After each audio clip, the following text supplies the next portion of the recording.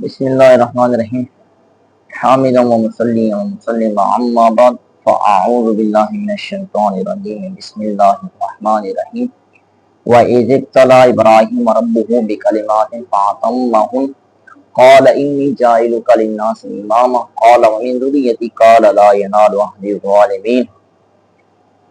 اللہ رب العزت نے ارشاد فرمایا کہ جب ابراہیم کے رب نے ابراہیم علیہ السلام کو چند کلمات کے ساتھ آزمایا، ابراہیم نے ان کلمات کو پورا ادا کر دیا۔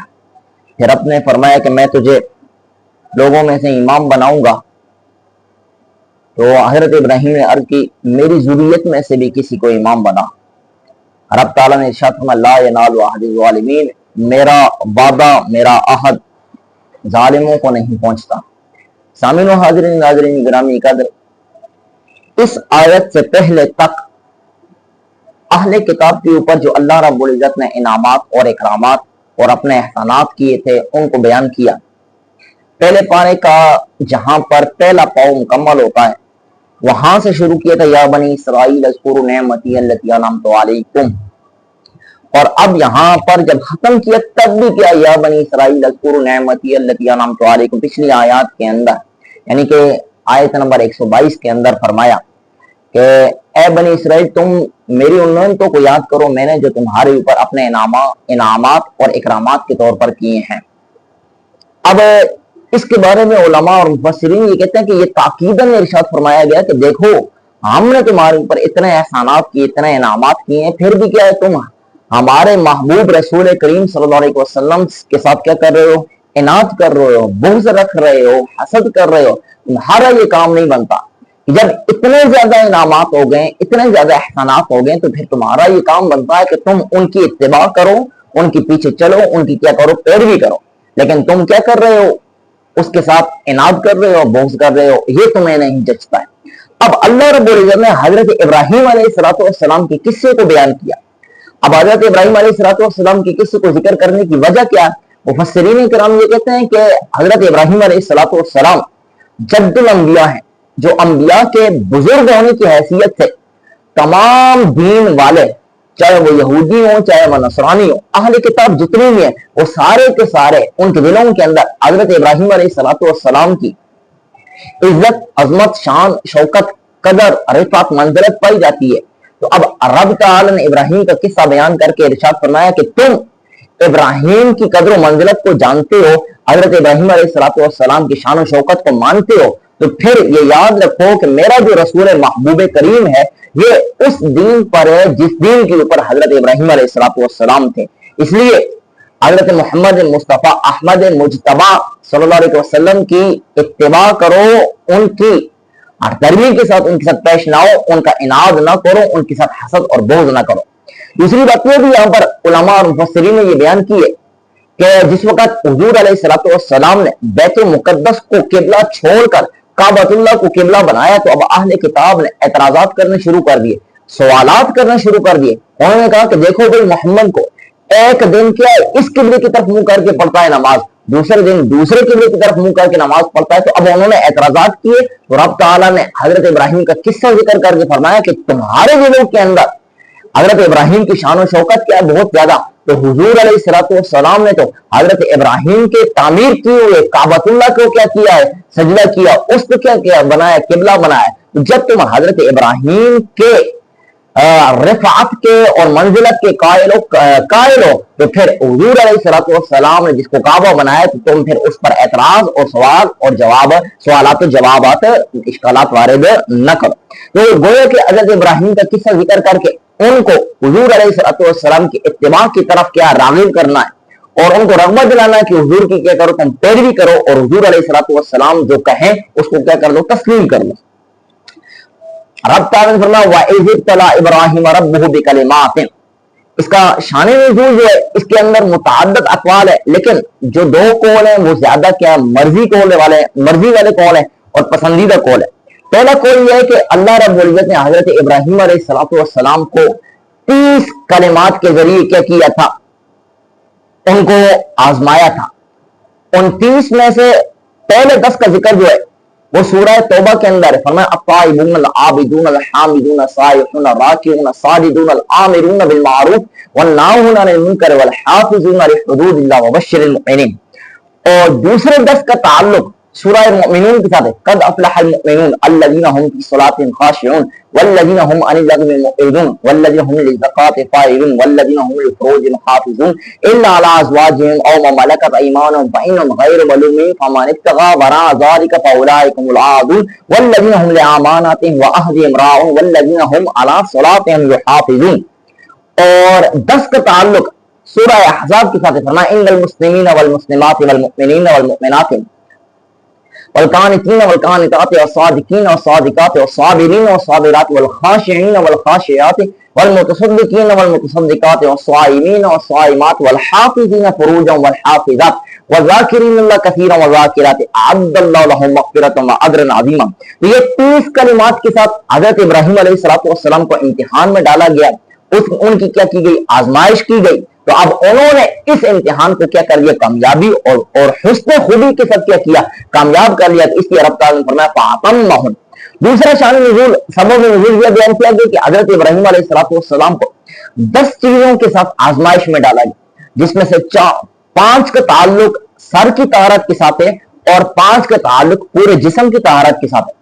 اسی وجہ سے حضرت عائشہ صدیقہ رضی اللہ تعالی عنہ ام المؤمنین وہ فرماتے ہیں کہ حضور نے فرمایا اشر من الفطرۃ کس شارب و ایفاء اللحیہ و ایفاء اللحیہ و سواک والاستنشاق بالماء و قض الاسفار و غسل البراجم و نطف الابط و حلق العانہ و انتقاص الماء یعنی الاستنجاء بالماء و نسیت العاشرۃ الا ان تکون المزمزہ. حضرت عائشہ فرماتی ہے کہ حضور نے فرمایا کہ 10 چیزیں فطرت میں سے ہیں. ان میں سے پہلی چیز ہے مونچھوں کو پست کرنا، دوسری چیز ہے داڑھی کا لمبا کرنا، تیسری چیز ہے مسواک کرنا، چوتھی چیز ہے ناک کے اندر پانی ڈالنا، پانچویں چیز ہے ناخنوں کو کاٹنا، چھٹی چیز ہے انگلیوں کے جو پورے ہیں ان کو دھونا، ساتویں چیز ہے بغلوں کے بالوں کو کھیڑنا، آٹھویں چیز ہے زیر ناف بالوں کو موننا، اور 9ویں چیز ہے استنجا کرنا، اور 10ویں چیز راوی کا یہ گمان تھا کہ میں بھول گیا ہوں لیکن ممکن ہے کہ یہ والی ہو، یعنی کہ مزمزہ کلی کرنا.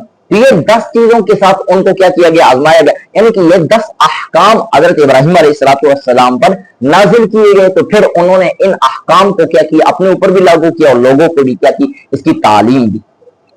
آگے رب تعالیٰ نے فرمایا قال انی جاعلک للناس اماما، اے ابراہیم ہم تجھے لوگوں میں سے کیا کریں گے؟ امام بنا دیں گے. اب امام کا معنی کیا ہوتا ہے؟ امام کا معنی ہوتا ہے میں اقتدا بھی، جس کی اقتدا کی جائے. اب اس معنی کے اندر دیکھا جائے تو امام سے مراد عمومی معنی ہوتا ہے کہ جس کی اقتدا کی جائے. نبی کو، رسول و مرسل کو بھی کیا کہا جاتا ہے؟ امام کہا جاتا ہے، کیونکہ ان کی بھی کیا کی جاتی؟ اقتدا کی جاتی. ایسے ہی کسی فقیہ کو یا کسی مدرس کو بھی امام کیا کہا جاتا ہے، کیونکہ وہ بھی کیا ہے؟ اس کی بھی کیا اقتدا کی جاتی ہے. ایسے ہی جو پیش امام ہوتا ہے، نماز پڑھانے والا امام ہوتا ہے، اس کی بھی کیا کی جاتی ہے؟ اقتدا کی جاتی ہے. اسی وجہ سے اس کو کیا کہا جاتا ہے؟ امام کہا جاتا ہے. لیکن یہاں پر امام سے کون مراد ہے؟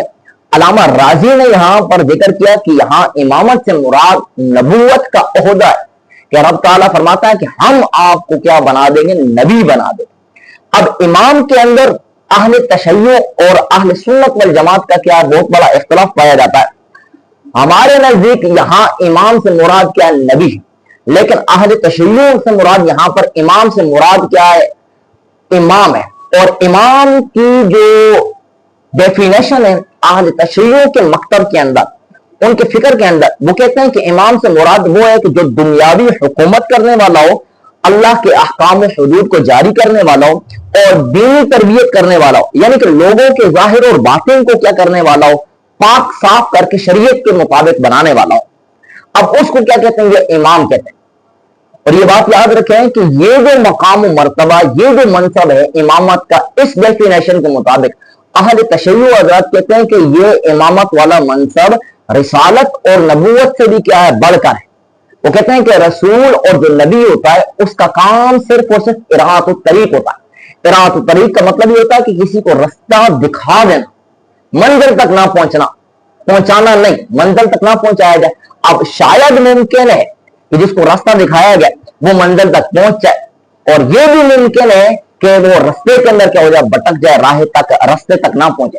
وہ کہتے ہیں کہ نبی اور رسول جو ہوتے ہیں وہ اراۃ الطریق کے لیے ہوتے ہیں، لیکن جو امام ہوتا ہے وہ ایصال الی المطلوب تک ہوتا ہے، یعنی کہ امام جو ہوتا ہے وہ ہاتھ پکڑ کر منزل مقصود تک پہنچانے والا ہوتا ہے، تو اس کی جو ڈیوٹی ہوتی ہے وہ رسولوں سے بڑھ کر ہوتی ہے، وہ نبیوں سے بڑھ کر ہوتی ہے، تو اس لیے امامت کا مقام و مرتبہ، امامت کا جو منصب ہے وہ رسالت اور نبوت سے کیا بڑھ کر ہے۔ لیکن میں یہ کہتا ہوں کہ یہ ان کا قول کیا درست کوئی نہیں، اس کی وجہ یہ ہے کہ اگر امام کا جو ٹائٹل اس اعتبار سے کہ ایصال الی المطلوب بڑی ڈیوٹی امام کی ہے، تو پھر اماموں کے زمانے کے اندر، ائمہ کے زمانے کے اندر یہ لازم آنا چاہیے تھے کہ کوئی انسان بھی فاسق نہیں ہونا چاہیے، کوئی فاجر نہیں ہونا چاہیے، کوئی مشرک اور کافر اور ظالم نہیں ہونا چاہیے، حالانکہ تاریخ اس کی کیا ہے بری پڑی ہے کہ ائمہ کے زمانے کے اندر کافر بھی تھے، فاسق بھی تھے، فاجر بھی تھے۔ تو اب جب ایسی بات ہے تو اراۃ الطریق والا معاملہ تو پایا جاتا ہے اماموں کے اندر، ایصال الی المطلوب والا معنی نہیں پایا جاتا۔ ہاں اگر اہل تشریع اس کا یہ جواب دیں کہ ائمہ کی یہ ڈیوٹی نہیں ہے کسی کے اوپر زبردستی کیا ایمان لے کر آنا، وہ کیا ہے کسی کو زبردستی مومن نہیں بناتے، ہاں جو کیا کرتا ہے اپنی مرضی کے ساتھ کیا ایمان قبول کرتا ہے تو پھر وہ کیا ایصال الی المطلوب تک پہنچاتے ہیں، ایسی بات نہیں ہے۔ ہم اس کا جواب دیتے ہیں کہ پھر ایصال الی المطلوب والا معاملہ نہیں رہے گا، کیونکہ ایصال الی المطلوب کہتے ہوئے اس کو ہیں کہ بندے کی جو ہے نا مرضی نہ چلے بلکہ اس کو کیا ہے ہاتھ سے پکڑ کر کیا ہے منزل مقصود تک پہنچایا جائے۔ اور اگر یہ قول کیا جائے کہ مرضی والا قول ہو کہ مرضی کے مطابق اس کو کیا ہے زبردستی ایمان نہیں لانا، مرضی کے مطابق ایمان لانا، پھر تو یہ اراۃ الطریق والا قول لازم آ جائے گا، نہ کہ ایصال الی المطلوب والا قول لازم آئے گا۔ پھر یہاں پر یہ بات یاد رکھیے کہ میں نے یہ کہا کہ امامت کا جو مقام و مرتبہ ہے اہل تشریع کے نظر کے اندر نبوت اور رسالت سے بڑھ کر ہے۔ جب یہ بات ہے تو پھر یہ قول کرنا اور یہ نظریہ بیان کرنا، یہ موقف بیان کرنا، یہ سراسر قرآن کے متصادم ہے، قرآن کے مخالف ہے۔ اس وجہ سے ان کی اس عقیدے کی بنا پر کیا کی جاتی ہے تکفیر کی جاتی ہے، اور ہم یہ کہتے ہیں کہ شیعہ کیا ہے کافر اس عقیدے کی بنا پر کہ وہ اپنے ائمہ کو انبیاء سے اور رسولوں سے غیر نبی کو وہ کیا کر دیتے ہیں بڑھا دیتے ہیں، اس کو کیا سمجھتے ہیں افضل سمجھتے ہیں، حالانکہ غیر نبی نبی سے افضل نہیں ہو سکتا۔ پھر یہاں پر یاد رکھیے کہ امام کی بات کرتے ہیں، ہم یہ کہتے ہیں کہ شیعہ حضرات کے نزدیک امام کا معصوم ہونا ضروری ہے۔ اس پر ان کے پاس کیا ہے چند دلائل ہیں۔ پہلی دلیل ہے انہوں نے یہ دلیل دی کہ امام کا تقرر جو ہوتا ہے وہ اس لیے ہوتا ہے کہ تاکہ رعایا کو رعیت کو کیا کرے وہ گناہوں سے بچا سکے۔ اب اگر امام ہی خود گناہوں سے نہ بچے، خود ہی وہ گناہوں کے اندر کیا مبتلا ہو، تو پھر اس شخص کے لیے اس امام کے لیے بھی ایک ایسا امام ہونا چاہیے کہ جو اس کو کیا کرے گناہوں سے بچائے، اور وہ خود کیا ہونا چاہیے گناہوں سے بچنے والا ہو، اور اگر وہ بھی کیا گناہوں سے بچنے والا نہ ہو تو پھر اس کے لیے کیا ایک ایسا امام ہونا چاہیے جو اس کو کیا گناہوں سے بچائے اور وہ خود کیا گناہوں سے بچنے والا ہو۔ اگر یہ معاملہ نہ پایا جائے تو یہ سلسلہ لا الہ نہایت تک چلا جائے گا، تو جس سے تسلسل لازم آئے گا، اور تسلسل اور دور کیا ہے لازم، جس سے پتہ چلتا ہے کہ امام ایک ایسا ہونا چاہیے کہ جو کیا وہ معصوم ہو اور رعایا کو اور رعیت کے لوگوں کو وہ کیا کرے گناہوں سے کیا کرے بچائے۔ لیکن ہم اس کا جواب دیتے ہیں کہ یہ ضروری نہیں ہے کہ امام کے لیے معصوم ہونا ضروری ہے۔ ہم کہتے ہیں کہ نبی وہ کیا کرتا ہے رعایا کو اپنی امت کو گناہوں سے بچانے کے لیے وہ نبی کیا ہے کافی، اور نبی کیا ہوتا ہے معصوم ہوتا ہے، اور اس کے لیے کیا عصمت ہم اس کی عصمت کی کیا ہے قائل ہیں۔ پھر اگر وہ فوت ہو جائے تو نبی کی کیا ہے تعلیمات، ان کی روایات اور ان کی احادیث کیا ہے تعلیم امت کے لیے کیا ہوتی ہیں کافی ہوتی ہیں۔ دوسری دلیل انہوں نے یہ یہاں پر پیش کی کہ امام معصوم ہوتا ہے، وہ کہتے ہیں کہ قرآن مجید میں کچھ احکام ایسے ہیں جو تفصیل کے محتاج ہیں، یعنی کہ مجمل احکام ہیں، ان کی تفصیل نہیں کی گئی، اور ان کی تفصیل کے لیے غیر معصوم کا کیا قول چاہیے، اور معصوم جو شخص ہے معصوم کا غیر اگر ہو معصومین کا کیا ہے اجماع چاہیے، معصومین کا قول کیا ہے وہ حجت کے طور پر ہم کیا کر سکتے ہیں پیش کر سکتے ہیں اس کی تفسیر کے اندر۔ اگر غیر معصوم ہو تو وہ تو کیا تفسیر نہیں بن سکتا، اس لیے کیا معصومین کا اجماع کیا ہوگا حجت ہوگا، اگر غیر معصومین کا اجماع ہو تو وہ حجت نہیں بنے گا۔ لیکن ہم یہ کہتے ہیں کہ یہ بات بھی کیا درست کوئی نہیں، کیوں؟ اس لیے کہ فرد واحد کا تو اجماع ہم معتبر ہی نہیں قرار دیتے، بلکہ ہم کہتے ہیں کہ جماعت کا اعتبار ہونا چاہیے، یعنی کہ ایسی جماعت جو کسی ایک معاملے کے اوپر، کسی ایک مسئلے کے اوپر کیا کر لے، وہ اجتماعی حیثیت اختیار کر لے اور اجماعی حیثیت حاصل کر لے، تو وہ کیا اجماع بن جائے گا، اور وہ اجماع کیا ہوگا، حجت اور دلیل ہوگا۔ اور اگر اس کے اندر کیا ہو، معصوم نہ بھی ہو تو بھی کہا جائے گا۔ اس لیے حضور علیہ السلام نے فرمایا کہ میری امت لا تجتمع امتی علی الضلالہ، میری امت کبھی بھی گمراہی پر جمع نہیں ہوگی۔ تو پتہ چلا کہ اجماع کیا ہے، حجت، لیکن یہاں پر یہ مراد نہیں ہے کہ وہ کیا معصومین کا اجماع کیا حجت ہے، بلکہ اس سے مراد کیا غیر معصومین بھی کیا کسی بات پر اجماع کر دیں تو وہ بھی کیا ہے، اجماع بطور دلیل کے طور پر پیش کیا جا سکتا ہے۔ اگر تیسری دلیل انہوں نے یہ پیش کی کہ اگر امام معصوم نہ ہو تو اس سے اگر خطا واقع ہو تو اس صورت کے اندر لوگ اس کو کیا کریں گے، ملامت کریں گے، لوگ اس کے اوپر تان تشنیع کریں گے، پھر وہ قابل اطاعت نہیں رہے گا، قابل اتباع نہیں رہے گا۔ جب وہ قابل اطاعت اور قابل اتباع نہیں رہے گا تو لوگ اس کی اطاعت اور اتباع نہیں کریں گے۔ تو اس لیے کیا ہے، حالانکہ اس کی اطاعت اور اتباع کیا ضروری، تو پتہ چلا کہ اس کو کیا معصوم ہونا چاہیے، لیکن یہ دلیل بھی دینا کیا ہے، درست نہیں۔ ہم کہتے ہیں کہ بغیر کسی شد اور مد کے، بغیر چون اور چرا کے اطاعت اگر مستقلاً اور مطلقاً کسی کی لازم ہے تو وہ صرف اور صرف جناب رسول صلی اللہ علیہ وسلم ہے یا اللہ تعالیٰ ہے۔ باقی جو بھی ہیں، چاہے وہ صحابہ ہوں چاہے وہ اہل بیت ہوں، ان کی اطاعت کے لیے یہ شرط ہے کہ وہ جب تک اللہ اور رسول کے احکام کے مطابق عمل دیں گے تو ان کی اطاعت کیا کی جائے گی، قبول کی جائے گی، وگرنہ اطاعت قبول نہیں کی جائے گی۔ اس لیے رسول صلی اللہ علیہ وسلم فرمایا لا طاعۃ لمخلوق فی معصیۃ الخالق، کہ مخلوق کی اطاعت کوئی نہیں ہے جب خالق کی کیا نافرمانی اور گناہ لازم آ رہا ہو۔ اس سے پتہ چلتا کہ مستقلاً اور مطلقاً اطاعت اور فرمانبرداری صرف اور صرف کیا اللہ اور رسول کی ہے۔ ہاں باقی اگر اللہ اور رسول کے قول کے مطابق کیا اطاعت کا حکم دے رہے ہیں پھر ان کی اطاعت مانی جاتی، وگرنہ نہیں مانی جائے گی۔ پھر معصوم کے اوپر، امام کے اوپر اہل تشیع کا یہ نظریہ کہ وہ منصوص من اللہ ہونا چاہیے، یعنی کہ وہ اللہ کی طرف سے کیا نص دیا ہونا چاہیے، اللہ کی طرف سے کیا صراحت کی جانی چاہیے اس کے امام ہونے کی، یا رسول صلی اللہ علیہ وسلم کی طرف سے کیا صراحت ہو جانی چاہیے۔ انہوں نے اس مسئلے کے اندر پہلی یہ دلیل دی کہ اصلح للعبد انطف للعبد، اللہ تعالیٰ پر کیا ہوتا ہے، لازم ہوتا ہے، اور امام بنانا یہ مسلمانوں کے حق کے اندر کیا بہت زیادہ بہتر ہے، بہت زیادہ لازم ہے۔ تو اس لیے اللہ کے اوپر یہ کیا ہوگا، لازم ہوگا، تو اللہ نے کیا بنا دیا، امام بنا دیا مولا علی پاک رضی اللہ تعالیٰ عنہ کو۔ لیکن ہم کہتے ہیں کہ یہ بات درست کوئی نہیں، کیوں؟ اس لیے کہ اگر یہ قول کیا جائے کہ اللہ کے اوپر یہ چیز لازم ہے کہ وہ اصلح للعبد کرے، یعنی کہ جو انفع للعبد، بندے کو جو چیز نفع دینے والی وہ اس پر کرنا لازم ہے، تو اس صورت کے اندر بندے کے اوپر تو بطریق اولا لازم ہوگا وہ اللہ کو کیا کرے، راضی کرے۔ کیوں؟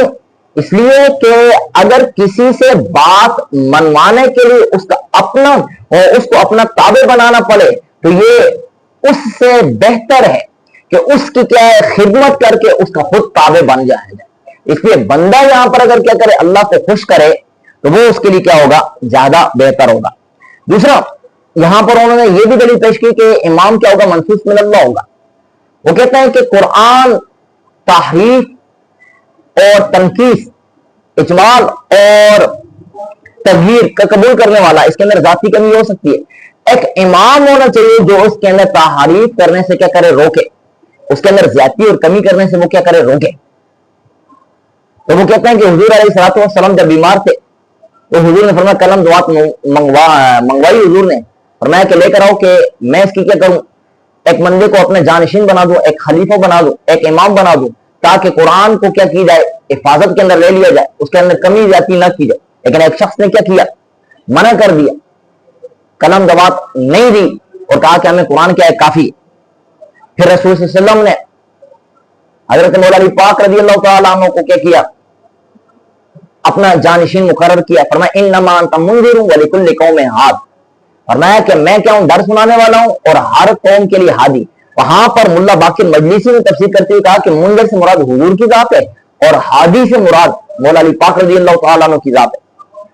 اب وہ کہتے ہیں کہ اس آیت سے اور اس روایت سے پتہ چلتا ہے کہ خلیفہ اور امام جو جانشین ہوگا وہ منصوص من اللہ ہوگا۔ لیکن ہم یہ کہتے ہیں کہ یہ سراسر غلطی پر کیا یہ دلیل پیش کی گئی۔ پہلی بات یہ ہے کہ قرآن کے اندر تحریف، کمی زیادتی کا جو ذمہ ہے وہ صرف اور صرف اللہ رب العزت نے خود یہ فرمایا انا نحن نزلنا الذکر وَإِنَّ لَهُ لَحَافِظُونَ کہ ہم نے قرآن نازل کیا اور ہم نے اس کے کیا محافظ ہے۔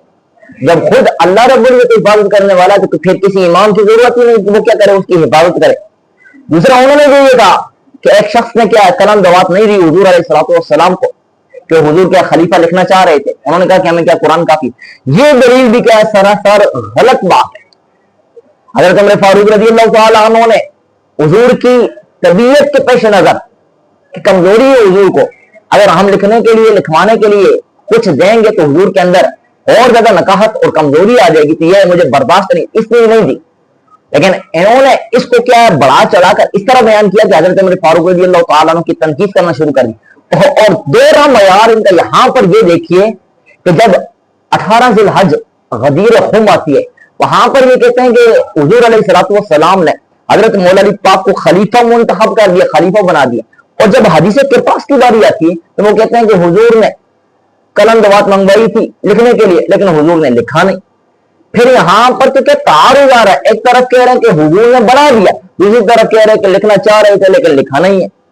اور جو انہوں نے کہا کہ انما انت منذر ولکل قوم ہاد کہ میں کیا ہوں ڈر سنانے والا اور ہر قوم کے لیے کیا ہادی، تو یہ کیا قرآن کے اندر معنوی طور پر انہوں نے کیا کر دی، تحریف کر دی ملا باقر مجلسی نے کہ حضور کی کیا مقام و مرتبہ سے ڈر سنانے والا ہے، اور مولا علی پاک حضور سے آگے بڑھ گئے کہ وہ کیا کرنے والے ہیں، قوم کو ہدایت دینے والے۔ یہ سراسر قرآن کے معنی کے اندر کیا کرنے والی، تحریف کرنے والی بات ہے۔ یہ تو ہم نے بیان کیا کہ اہل تشیع حضرات کے نزدیک امام منصوص من اللہ ہوگا، لیکن اہل سنت والجماعت کے نزدیک امام کے لیے منصوص من اللہ ہونا شرط نہیں۔ اہل سنت والجماعت کہتے ہیں کہ 3 چیزوں کی بنا پر، 3 صورتوں کی بنا پر امام کیا کیا جاتا، منتخب کیا جاتا، خلیفہ اور جانشین منتخب کیا جاتا۔ پہلا، علماء اور رؤساء یعنی کہ بڑے بڑے لوگ کیا ہے مل جائیں اور کسی ایک شخص کو منتخب کر لیں کہ یہ کیا خلیفہ اور جانشین ہے، تو اب یہ کیا بن جائے گا، امام اور خلیفہ بن جائے گا۔ دوسرا، امام جو خود تھا، جو خلیفہ خود تھا، اس نے اپنا کسی کو جانشین نامزد کر دیا، منتخب کر دیا، تو وہ جس کو منتخب کیا وہ بھی کیا بن جائے گا، خلیفہ اور جانشین بن جائے گا۔ تیسری صورت یہ ہے کہ کوئی شخص غلبے اور قوت کے ساتھ حکومت حاصل کر لے اور اس کے اندر ولایت کی اور حکومت کی اور حاکمیت کی اور بیعت کی تمام شرائط کیا پائی جاتی ہیں اور لوگوں کے اوپر قہر برسائے اور طاقت سے ان کو کیا کر دے، مجبور کر دے، تو یہ بھی کیا بن جائے گا، خلیفہ اور جانشین بن جائے گا اور اس کی امامت کیا ہو جائے گی، منعقد ہو جائے گی۔ یہاں پر یہ بات یاد رکھیے کہ امام کا منتخب کرنا، امام کا مقرر کرنا لازم اور واجب ہے، لیکن فی زمانہ اس زمانے کے اندر امامت کی شرائط نہ پائے جانے کی وجہ سے اگر کوئی علاقہ، کوئی ملک، کوئی شہر امام منتخب نہیں کرتا، امام مقرر نہیں کرتا، تو وہ کیا ہوگا، گناہگار نہیں ہوگا وجوب کو چھوڑنے کی وجہ سے۔ کیوں؟ کیونکہ وہ کیا عاجز آ چکا ہے امام کو مقرر کرنے سے۔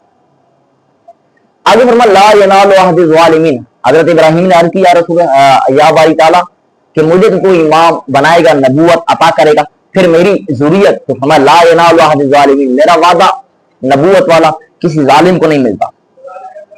اس آیت کے جز کے اندر اہل تشیعوں کا بہت بڑا اعتراض یہ بھی ہوتا ہے کہ حضرت ابوبکر صدیق، حضرت عمر فاروق رضی اللہ تعالیٰ عنہ اور حضرت عثمان بن عفان جب یہ ایمان نہیں لے کر آئے تھے، کفر کی حالت کے اندر تھے اور کفر کی حالت کے اندر یہ شرک کرتے رہے، اور شرک سے بڑا کوئی ظلم کوئی نہیں، اور ظالموں کو تو کیا ہے عہدہ نہیں ملتا، ظالموں کو تو کیا ہے امامت نہیں ملتی، ظالموں کو کس طرح خلافت یہاں پر مل جائے، اس لیے ہم ان کو خلیفہ نہیں مانتے۔